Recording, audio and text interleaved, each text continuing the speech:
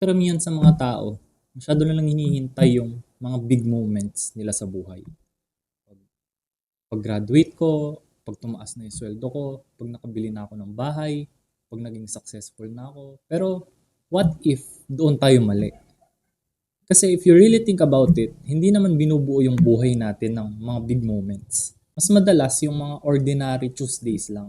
Or kapag gigising ka, papasok ka sa trabaho, mag-workout ka ba or hindi, magbabasa ka ba or mag-scroll ka lang or matutulog ka. Tapos uulitin mo lang ulit bukas. And I think doon nagkakamali yung maraming mga tao. Akala natin future natin yung mababago dahil sa isang malaking desisyon.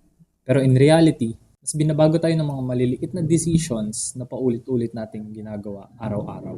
Kung araw-araw kang nag improve kahit 1%, eventually, ibang tao ka na after a few years.